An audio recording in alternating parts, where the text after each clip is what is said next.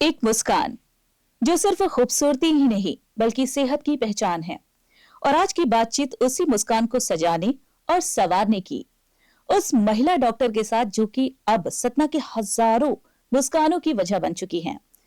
15 सालों से भी अधिक का तजुर्बा। नमस्कार दोस्तों, स्वागत है आप सभी का एकेएस रेडियो पर और मैं हूं आपके साथ आपकी आरजे सोनम।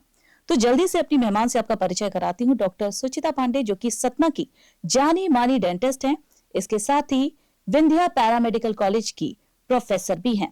मैम, आपका बहुत बहुत स्वागत है हमारे खास कार्यक्रम में। Thank you. मैम, सबसे पहले ये बताइए कि आपका जो 15 साल का ये जो सफर है, तो अपने प्रोफेशनल सफर के बारे में सबसे पहले बताएं।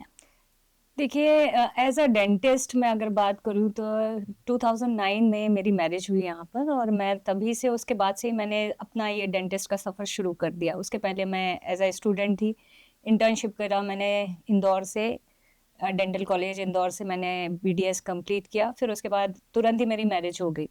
और ये जो सतना विंध्य क्षेत्र है, यहाँ पे अगर मैं बात करूँ मेरे इस लंबे सफ़र में, तो बहुत ऐसी चुनौतियाँ भी आई पेशेंट को समझाना। सबसे पहले तो पेशेंट में इतना डर होता है, फियर होता है एज डेंटिस्ट को लेकर ही कि हम जाएंगे तो सबसे पहले हमारा दांत ही निकाल दिया जाएगा। तो उससे पहले मैनेज करना, पेशेंट को काम एंड कूल करना, ये करते करते बहुत लंबा समय मैंने इस डेंटिस्ट्री में दिया। फिर उसी दौरान मुझे ऑफर आया आपका पैरामेडिकल के लिए भी, तो मैंने पैरामेडिकल में अपने लेक्चर देना शुरू किए।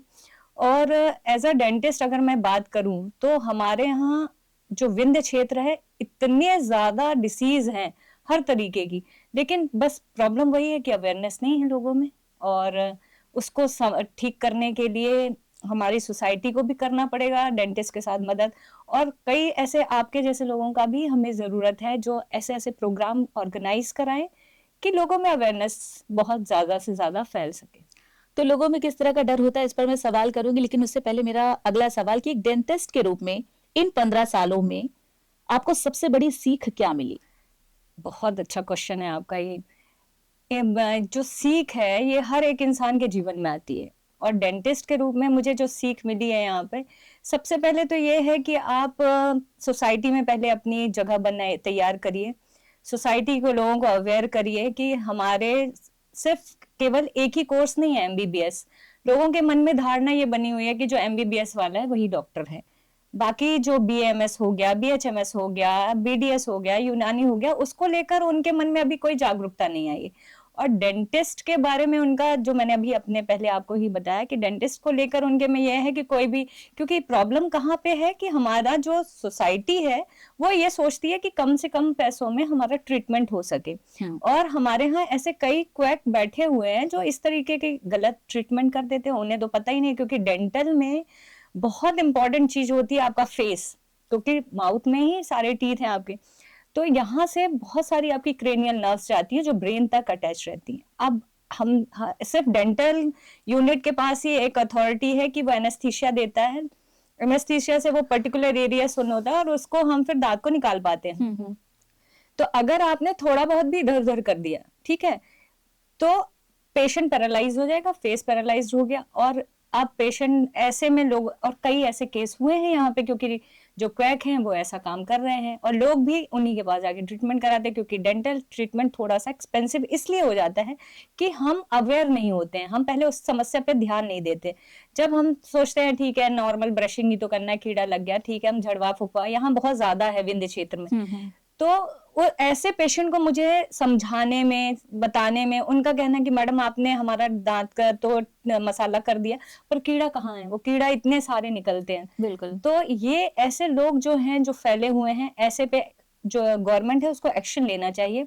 प्रॉपर डेंटल ट्रीटमेंट के लिए के गाइडलाइन देनी चाहिए। छोटे छोटे कस्बों में भी आप डेंटिस्ट को बैठाइए, जिससे जो गांव का ग्रामीण क्षेत्र जो इससे अछूता है, जो जिसको अभी तक ट्रीटमेंट नहीं मिल पा रहा है, वो ऐसे ही लोगों से ट्रीटमेंट ले रहा है, तो वहां तक चीजें पहुंचेंगी। मेरे पास कुछ ऐसे केस भी आए जिसमें कैंसर जैसी चीजें पेशेंट में डेवलप हो गई, जस्ट बिकॉज क्योंकि वो उन्होंने कहा कि हमारे पास गाड़ी में कुछ लोग आते हैं, वो 10-15 रुपए में मसाला कर देते। अब वो क्या मटेरियल यूज कर रहे हैं उन्हें नहीं पता, और वो धीरे धीरे गम को पूरा रिड्यूस करता जाता है, फिर आपकी एल्वियोलर बोन को रिड्यूस कर देता है और धीरे धीरे कैंसर डेवलप हो जाता है। चलिए, अगला सवाल, आपके अनुभव में लोगों की डेंटल हेल्थ को लेकर जो सोच में बदलाव आया है, या जी यूं जी कहूं क्या सकारात्मक बदलाव आया है? बिल्कुल, बहुत बहुत अच्छा मैडम। एक्चुअल में क्या है कि जो अब जो नई कोरोना के बाद हम्म। काफ़ी लोग लॉकडाउन में अपने-अपने घर रिटर्न हुए, बड़े-बड़े शहरों से, मेट्रो से, सभी का वर्क फ्रॉम होम चल रहा था। बिल्कुल बिल्कुल। तो वहाँ से जो लोग आए, हम्म। उन लोगों ने शायद अपनी फैमिली को या जो भी इन 2-4 सालों में और ज़्यादा अवेयरनेस फैली। उसका कारण मैं कोरोना को थैंक्स ही कहूँगी, क्योंकि वो लोग जो आए तो उन्होंने अपने पेरेंट्स को, फैमिली को, सबको समझाया कि भई डॉक्टर जो है, डेंटिस्ट जो है, आपके सिर्फ दांत नहीं उखाड़ता है, वो आपके पेन को सबसाइड करने के बाद आपको क्योर भी कर सकता है। और आज के टाइम पे डेंटिस्ट्री में इतना वास्ट फैला हुआ है, उसमें नए-नए डेवलपमेंट, नए-नए ट्रीटमेंट्स आ गए हैं, नए-नए मटेरियल्स आ गए हैं, तो वो सिर्फ दांत उखाड़ना बस नहीं रह गया है। तो काफ़ी चीज़ें चेंज हो गई हैं इन 3-4 सालों में कोरोना के बाद से। ठीक है। जी। क्लिनिक में मरीजों का इलाज करना और कॉलेज में छात्रों को पढ़ाना, इन दोनों में आपको सबसे बड़ा अंतर क्या लगता है? हाँ, बिल्कुल। क्लिनिक में देखिए पेशेंट आता है, हमारे पास प्रेज़ेंट में पेशेंट आया, हम उसकी जो भी प्रॉब्लम है, अगर मान लीजिए जैसे उसने बताया मुँह से बदबू आ रहा है या दाँत दर्द है, तो हम या तो उसका रूट कैनाल करेंगे, या अगर ज़्यादा ही खराब है जिस पे हम कुछ भी नहीं कर सकते, तो फिर हमें एक्सट्रैक्शन करना पड़ता है। तो हम तुरंत ही उसको सबसाइड करते हैं उसके पेन को, और एक हेल्दी सी उसकी मुस्कान आ जाती है। हाँ। तो वो हमारा प्रेजेंट है, ठीक है। अब जहां तक बात आपने कही कि छात्रों को पढ़ाने की, तो स्टूडेंट्स को पढ़ाने के लिए मुझे फ्यूचर तैयार करना है। तो उसमें मैं क्या करती हूँ कि बच्चों को सबसे पहले तो उनके सब्जेक्ट के प्रति सबसे ज्यादा जरूरी जो है कि उनको उसमें इंटरेस्ट आए। जो भी आपने सब्जेक्ट लिया है आप उसको पढ़िए, हम्म। और इतना अच्छा पढ़िए कि आप उसमें मास्टर हो जाए। मैं ये नहीं कहती कि हर एक कोई सिर्फ डॉक्टर बने, इंजीनियर बने, जो भी प्रोफेशन आपने लिया है उसमें आप बिल्कुल एक मास्टर की तरह वर्क करिए। तो मैं बच्चों को यही समझाती हूँ, तो वो मेरे फ्यूचर हैं, तो मैं फ्यूचर तैयार करती हूँ। तो ये सिर्फ प्रेजेंट और फ्यूचर का चल रहा है इसमें। चलिए, बहुत बढ़िया। पैरामेडिकल कॉलेज आज के हेल्थ सिस्टम में कितनी महत्वपूर्ण भूमिका निभा रहा है? बिल्कुल। देखिए, अकेला डॉक्टर हर चीज़ें अपने में कंट्रोल नहीं कर सकता बिल्कुल। है। उसको अपने सराउंडिंग में उसको हेल्पिंग हैंड चाहिए, और ये जो पैरामेडिकल है, ये मेडिकल के पैरेलल मतलब समानांतर चलता है, ठीक है? तो पैरामेडिकल को गवर्नमेंट ने दो जो बहुत अच्छा एक ग्रोथ दी है अभी के टाइम पे, ये बहुत ज़रूरी था, क्योंकि डॉक्टर के अकेले बस से सारी चीज़ें नहीं हो रही थी, ना नर्सिंग स्टाफ के वजह। अब जो पैरामेडिकल में है, इसमें बहुत सारे कोर्सेज हैं आपका, जैसे बीएमएलटी हो गया, डीएमएलटी हो गया, ओटी टेक्नीशियन हो गया, एक्सरे टेक्नीशियन हो गया, आपका बीएचएन है, यानी ह्यूमन न्यूट्रिशन में हर हॉस्पिटल में एक न्यूट्रिशनिस्ट चाहिए है, हमको ज़रूरी है। एक पैथोलॉजिस्ट चाहिए है जो आपके सारी चीज़ों को कवर कर सके, आपको हेल्प दे सके। तो पैरामेडिकल बहुत ज़रूरी है, और इस पर जो गवर्नमेंट वर्क कर रही है, बहुत अच्छा काम कर रही है। ठीक है। आज के पैरामेडिकल छात्रों के सामने सबसे बड़ी चुनौती क्या है? जी, हाँ, सबसे बड़ी चुनौती जो आई थी अभी कुछ टाइम पहले, एक प्रॉब्लम ये क्रिएट हुई थी, जो मेरे नॉलेज में है कि बच्चों को पता नहीं किसने ऐसा फैला दिया था कि आप लोगों की डिग्री बंद हो रही है। जबकि ऐसा कुछ नहीं है, और बच्चों को पैरामेडिकल को अगर हमें ग्रोथ देना है, तो बच्चों में सबसे पहली चीज़ तो उनको उनके फील्ड को लेकर एक बहुत अच्छे-अच्छे अवेयरनेस प्रोग्राम ऑर्गेनाइज़ कराने चाहिए। उनको स्किल डेवलपमेंट के लिए कैंप्स वगैरह लगवाने चाहिए, जिससे वो अपने में एक कॉन्फिडेंस पैदा कर सकें, क्योंकि कॉलेज में सिर्फ नॉलेज ले लेते हैं थ्योरेटिकल। प्रैक्टिकल नॉलेज के लिए उन्हें हॉस्पिटल्स, कैंप्स और इस तरीके के प्रोग्राम्स जब होते हैं, तो उनमें एक बहुत अच्छा कॉन्फिडेंस डेवलप हो जाता है। जी। ठीक है। महिलाओं में दांतों से जुड़ी कौन सी समस्याएं सबसे ज्यादा देखने को मिलती है? बिल्कुल, एक्चुअल में क्या है कि महिलाएं एक जो हैं वो अपने घर की सबसे मेन, जो कहना चाहिए, होम मेकर हैं, और उनके बगैर घर पूरा होता नहीं है। बिल्कुल। लेकिन इन सब जवाबदारियों में वो अपने ऊपर ध्यान देना बंद कर देती हैं, और जैसे जैसे उनकी मैरिज हुआ और डिलीवरी के टाइम पे बहुत सारे हार्मोनल चेंजेस आते हैं बॉडी के अंदर, और उन हार्मोनल चेंजेस में आपके गम्स में भी बहुत सारे चेंजेस आते हैं, और उस दौरान वो अपने ऊपर ध्यान बिल्कुल नहीं दे पाती हैं, जिससे डिसीज बढ़ जाती है। तो मैं महिलाओं को भी यही कहूंगी कि आप जितनी ब्यूटीफुल दिखती हैं, तो अपनी हेल्दी स्माइल भी रखिए, अपने हेल्दी टीथ भी रखिए, तो और अच्छा लगेगा। चलिए, अपनी मुस्कान को भी आप और खूबसूरत बना सकती हैं। खुद पर ध्यान दीजिए, बिल्कुल, जरूरत है। बहुत अगला जरूरी सवाल, जी। आज के बच्चों में दांतों की समस्याएं बढ़ने की मुख्य वजह क्या है?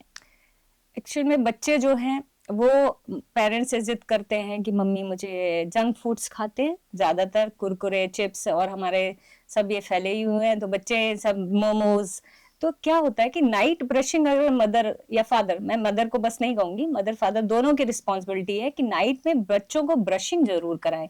अगर आप मॉर्निंग में ब्रशिंग नहीं भी हो पाई है तो नाइट ब्रशिंग से क्या होता है कि जब हम सोते हैं उस दौरान सलाइवा सिक्रीट नहीं होता है। सलाइवा का सिक्रीशन बहुत बहुत कम अमाउंट में होता है, जिससे बैक्टीरिया ग्रो करता ज्यादा है, और वो दांत की जो आपकी ऊपर की सतह है जिसे हम एनामल कहते हैं उस पे कैविटी बनना शुरू हो जाती है।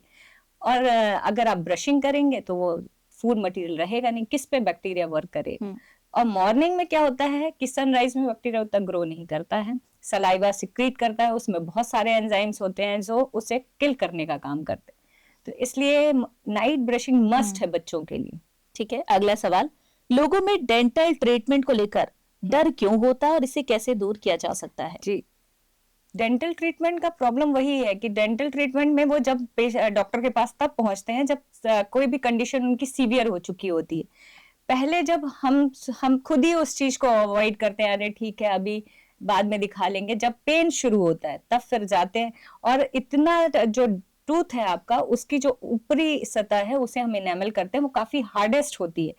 आप ये सोचिए कि बैक्टीरिया ने कितना ज्यादा असर किया कि उस लेयर्स के बाद डेंटिन, और डेंटिन के बाद पल्प तक जब पहुंचा केस, तब फिर पेन स्टार्ट होता है क्योंकि वही नर्व्स होती। और पेशेंट जब पेन लेके आता है तो सोचता है अब डॉक्टर साहब मेरा दांत ही निकालेंगे। तो सबसे बड़ा कारण वही है, जबकि मैं सबको यही समझाना चाहूंगी कि दांत निकालना ही डेंटिस्ट का काम नहीं है। अब प्रिवेंटिव ट्रीटमेंट होते हैं, आपका रूट कैनाल होता है जिससे आपके अच्छे से टूथ को हम बचा सकते हैं, स्केलिंग्स होती हैं जिससे आपके दांतों को हम बहुत अच्छा कर सकते हैं, ब्लीचिंग होती है अगर आपके डिस्कलरेशन हो गया, तो बहुत सारे आप डेंटल ट्रीटमेंट में भी काफी सारी चीजें हैं और इसमें आप घबराएं नहीं। सिर्फ सबसे ज्यादा जरूरी है आप अवेयर रहें, जैसे ही आपको ऐसा कुछ भी पेन या आपको डिस्कलर्ड टूथ दिखता है तुरंत डॉक्टर से आप सलाह लें और कम खर्चे में आपका ट्रीटमेंट हो जाएगा। तो कोई भी ऐसी समस्या दिखती है तो सबसे पहले अपने डॉक्टर से परामर्श लें। जी जी। चलिए अगला सवाल, दांतों के इलाज को लेकर सबसे आम गलतफहमी कौन सी है?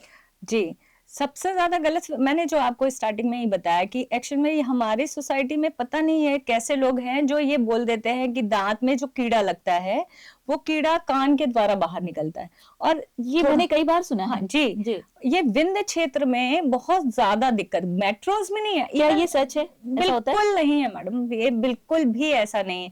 हम लोग मतलब आप ये अगर ऐसी बात करेंगे तो हम लोगों के लिए बहुत ही शेमफुल है कि अगर हम ऐसी बात कई बार मैंने सुना है, तो मैंने और ऐसे सवाल रखूं। बिल्कुल, और ऐसे वीडियोस भी आप देखिए, हम हमारे जो लाइफ में ये सोशल मीडिया का बहुत बड़ा रोल है। और ऐसे गांव के कुछ ऐसे लोग वीडियोस भी डालते हैं जिसमें उन्होंने ऐसा कुछ किया और कान से बहुत सारे, तो जो लोग भी इस वीडियो को देख रहे हैं प्लीज ऐसा मैम की बात पर जरूर ध्यान दीजिए, ऐसा कुछ भी नहीं होता, बिल्कुल भी नहीं है। और आपको जो ऐसा करते हैं वो आपके साथ बहुत ज्यादा मिथ कर रहे हैं, आप उस पे उन्हें ही डांटें और आप प्रॉपर वे पे आप अपने डेंटल ट्रीटमेंट के लिए जाएं, डेंटिस्ट के पास जाएं, आपके आसपास जो डॉक्टर्स हैं उनसे सलाह लें, ना कि ऐसे लोगों से सलाह लें। चलिए मैम अगला सवाल, ग्रामीण और शहरी क्षेत्रों में डेंटल अवेयरनेस का फर्क आप कैसे देखती हैं? जी बिल्कुल, शहरी क्षेत्रों में देखें तो डेंटल अवेयरनेस काफी अच्छी है, बहुत अच्छी है। लोग अपना जागरूक हैं, वो जानते हैं कि हमारा ऐसा अगर टूथ हो गया तो हमें तुरंत ही डेंटिस्ट के पास ही जाना है। लेकिन ग्रामीण क्षेत्र में वही मैंने आपको बताया कि झाड़ फूक में सबसे पहले लोग लगते हैं आज भी। मतलब कोई भी समस्या है उन्हें ये लगता है कि हमारा नीम हकीम ये जो झाड़ फूक करते हैं ये हमें ठीक करेंगे, लेकिन वो डॉक्टर के पास आते आते बहुत देर कर देते हैं। ठीक वैसे ही डेंटिस्ट के पास आने में भी उनका बहुत टाइम चला जाता है, और तब फिर जब हम उन्हें बताते हैं कि अब हम इस पे ऐसा ऐसा करेंगे तो वो डर जाते हैं। और मेरा फर्स्ट काम यही रहता है कि सबसे पहले उसके अंदर से डर को हटाना। हम पेशेंट को जब काम कूल कर देते हैं तो पेशेंट रिलैक्स हो जाता है, फिर उसके बाद जब हम उसका ट्रीटमेंट करते हैं तो उसे फील होता है कि हाँ मैं सही जगह पर आया था। ठीक है, अगर लोग रोजमर्रा की जिंदगी में कुछ आदतें अपना ले तो कौन सी ऐसी डेंटल समस्या है जिसे रोका जा सकता है? बिल्कुल, अगर जो मैंने आपको बताया कि पेरेंट्स भी इवन उनके बच्चे अपने बच्चों के साथ वो भी अगर नाइट ब्रशिंग करें तो काफी हद तक हम डेंटल की जो प्रॉब्लम्स हैं उसे दूर कर सकते हैं। फाइबर वाली फूड्स हम अगर लें तो वो स्टिकी फूड लेंगे तो आपके टूथ पे वो अडेयर हो जाएगा, चिपक जाएगा, और अगर फाइबर वाले लेते हैं तो आपका डाइजेशन भी अच्छा रहेगा। तो इस तरीके से ये सारी चीजें बहुत जरूरी है। हेल्दी फूड का लेना, जंक फूड अवॉइड करना बहुत सारे ये सारी चीजें हैं। हाँ, एक महिला डेंटिस्ट और प्रोफेसर के रूप में आपका अनुभव कैसा रहा? बिल्कुल, एज अ डेंटिस्ट मैं बात करूं तो मैंने बहुत सारी चुनौतियां भी देखी। मेरे पास जो पेशेंट आते थे, कई जो मेल पेशेंट होते थे, वो कहते थे मैडम जी आप दांत निकाल लेंगे। ठीक है, तो उस चीज को लेकर मैंने कहा बिल्कुल क्यों नहीं, और आज वही पेशेंट कहते मैडम हैं क्या, मैं मैडम से ही मिलना चाहता हूँ। तो अब बहुत अच्छा लगने लगा है इन 15 सालों में कि मैंने इतना फेथ डेवलप कर लिया है पेशेंट में। और महिलाओं से तो मैं यही कहना चाहूंगी कि आप जो भी वर्क कर रहे हैं उस पर बहुत अच्छा काम करें। और एज अ डेंटिस्ट मेरे लिए बहुत अच्छा सफर रहा है। अभी कुछ संघर्ष होता है, हर किसी की लाइफ में रहता है। और एज अ प्रोफेसर बच्चों को डील करना बहुत अच्छा है। बच्चे, आप नए भविष्य को तैयार करते हैं। बच्चों की जो प्रॉब्लम्स हैं, जो अपने पेरेंट्स से नहीं बता पाते, वो अपने टीचर से बताते हैं। और मैं ऐसा मानती हूँ कि टीचर और जो पेरेंट्स हैं वो बच्चों पे बहुत प्रेशर ना दें। जो बच्चा जिस फील्ड में जाना चाहता है, जो काम करना चाहता है, उसमें वो 100% देगा। आपके प्रेशर देने से या मेरे प्रेशर देने से उसका वो स्किल चला जाएगा। तो हर बच्चा अपने में एक यूनिक है। तो आप उसके उस जिस प्रोफेशन को वो अपनाना चाहता है उसमें आप उसका सपोर्ट करिए, मैं सबसे यही कहूंगी। चलिए अब अगला सवाल, जो युवा डेंटल या पैरामेडिकल फील्ड में अपना करियर बनाना चाहते हैं उन्हें आप क्या सलाह देना चाहेंगी? बिल्कुल, और आज के टाइम में तो डेंटल के लिए बहुत जरूरी है, क्योंकि अवेयरनेस नहीं है, तो हमें बहुत ज्यादा से ज्यादा डेंटिस्ट चाहिए। तो उसके लिए मैं सभी युवाओं से यही कहूंगी कि ये फील्ड बहुत अच्छी है। थोड़ा सा आपके लिए प्रॉब्लम कहाँ आएगी कि आपको पेशेंट को समझाने में अपना धैर्य रखना बहुत जरूरी है। और जहां तक पैरामेडिकल का है, तो पैरामेडिकल मेडिकल के साथ ही चलता है। इसमें आप बहुत आगे तक ग्रोथ कर सकते हैं, लेकिन उसके लिए भी आपको अपने सब्जेक्ट को लेकर पूरी ईमानदारी रखनी पड़ेगी और अपने सब्जेक्ट या अपने फील्ड को लेकर एक समर्पण देना पड़ेगा। अंत में हमारे दर्शकों के लिए कोई संदेश? मैं यही कहना चाहूंगी कि आप सभी बहुत अच्छे तरीके से अपनी सोसाइटी को और सोसाइटी में रहने वालों का सपोर्ट करिए।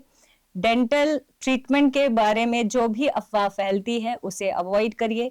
बच्चों का सपोर्ट करिए और अपने समाज का सबसे ज्यादा सहयोग करिए। चलिए बहुत बहुत शुक्रिया मैम, आप हमारे स्टूडियो आई, अपना Thank you. कीमती वक्त दिया और इतनी अहम जानकारी साझा की, बहुत बहुत शुक्रिया। तो दोस्तों याद रखिए कि डेंटल हेल्थ सिर्फ एक मुस्कान नहीं बल्कि आपकी सेहत से जुड़ा हुआ है। सही सावधानी और सही जानकारी आपकी मुस्कान को लंबे समय तक बनाए रख सकता है। फिलहाल मेरे साथ इतना ही, फिर मिलूंगी एक नए विषय के साथ। तब तक के लिए नमस्कार।